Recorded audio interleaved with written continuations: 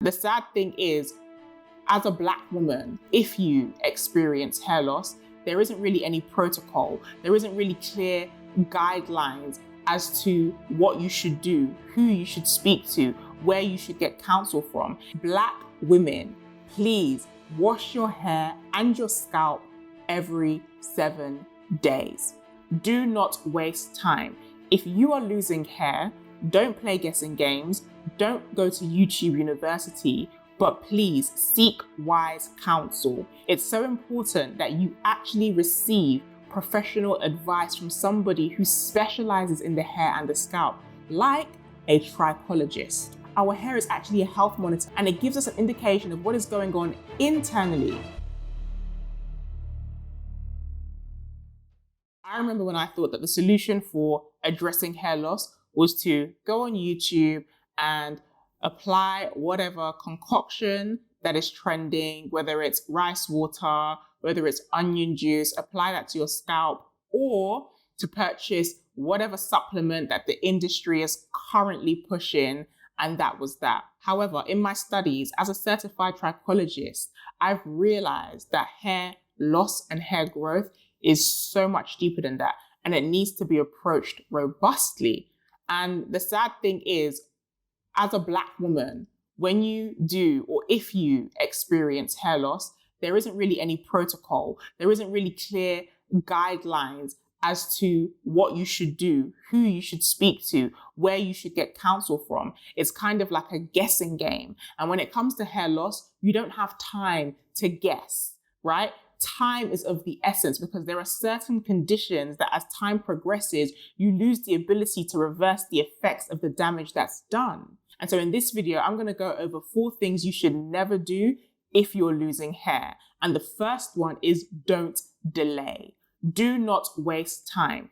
If you are losing hair, don't play guessing games. Don't go to YouTube University, but please seek wise counsel. It's so important that you actually receive professional advice from somebody who specializes in the hair and the scalp, like a trichologist. Time is of the essence, and when you try to figure things out from yourself, you risk making mistakes and then having to learn, which takes time until you actually find out what the solution is. Whereas you can cut that time in half if you were to just speak to somebody who has the expertise and who knows how to effectively address hair loss. Now, in some cases, people go to their GP, and unfortunately, GPs do not specialize in the hair, right? They are general practitioners. And that's not to say that your GP can't offer you some help. So when addressing hair loss, there's a time frame. So the hair that you lose first is usually the hair that will grow back first. But the hair that you lost a while ago is the hair that will take the longest to come back in.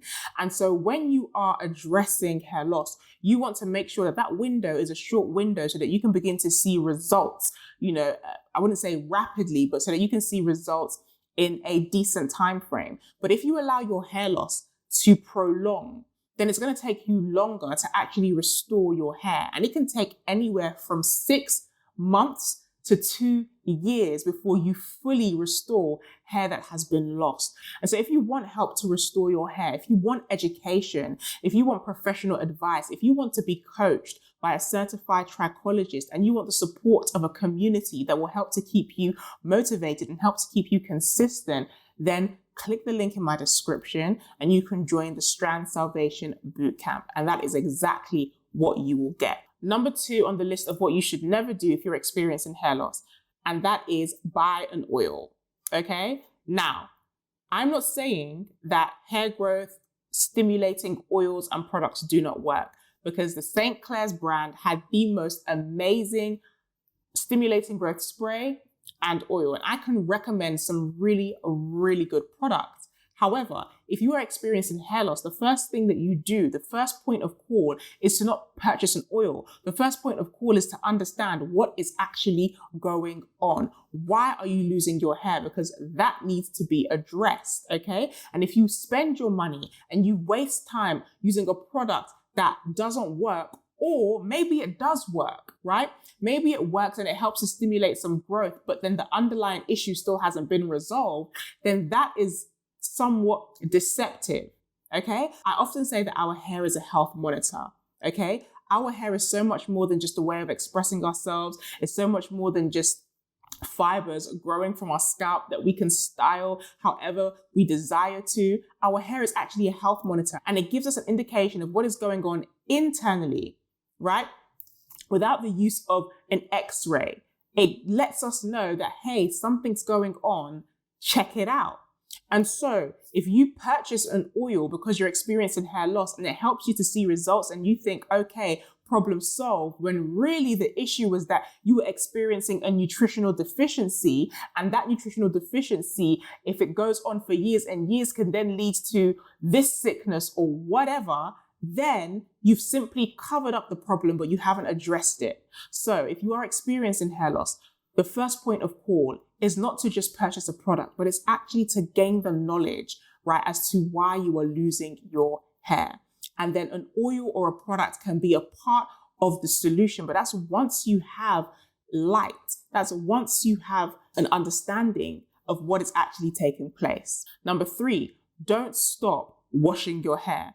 Oftentimes people can wash their hair and the amount of hair loss that they experience leads them to conclude that they are no longer going to wash their hair. Or if they do, they're only going to wash their hair every 3 months, every 6 months, if that. Listen to me when I say this, and I say this with love. Black woman, wash your hair every 7 days. I repeat, Black women, please wash your hair and your scalp every 7 days. Question: what part of your body do you not wash for 1 week and it would be okay? What part of your body could you not wash for 1 week and it would be okay? The answer should be no part, okay? And so it's the same for your scalp and your hair, right? Your scalp, it produces its own oil called sebum, and the skin on your scalp actually flakes naturally every single day. That builds up, right? And that build up can cause issues for your scalp environment, which can then affect hair growth. And so you should be cleansing your scalp and your hair at least every week. And I promise you, if you were to wash your hair once a week for 90 days, you would come back and you would tell me how amazing your hair feels, how amazing your scalp is, your itchiness, your dandruff, all your dryness has completely gone, I promise you. But that all depends on if you are using the right products as well. So you need to make sure you're using the right shampoo, conditioners, and the right follow-up after you've washed your hair. And if this is something that you would like more information about, then again, click the link in my description. I have a full complimentary training. You'll receive valuable insights and clear action steps on what you need to do to actually achieve the hair that you've always desired. And last but not least, number 4 of what you should never do if you're experiencing hair loss is get injections. And I'm talking about PRP or steroid injections or whatever new injection that is coming out of the woodworks these days. That should not be your first point of call, right?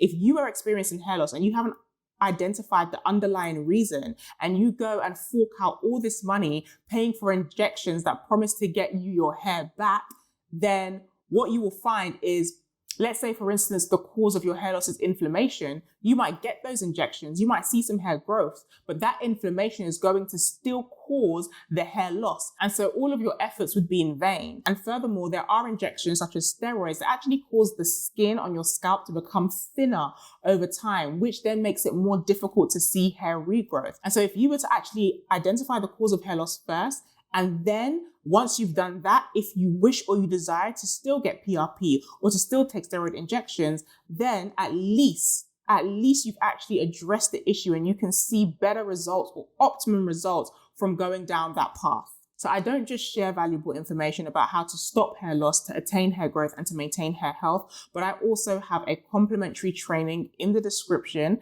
You can click the link, and at the end of that training, I'll also explain how you can work with me if you feel that you want that guidance, whether it's one-to-one or if it's a part of my Strand Salvation Bootcamp. You will receive professional advice, guidance, clear action steps, support, and insights that will completely change your hair. And can I even say that it will change your life, right? Phenomenal hair, phenomenal you. It is a real thing. Make sure you subscribe. I'm coming out with videos every week, sharing valuable gems and nuggets that are literally going to help transform your hair.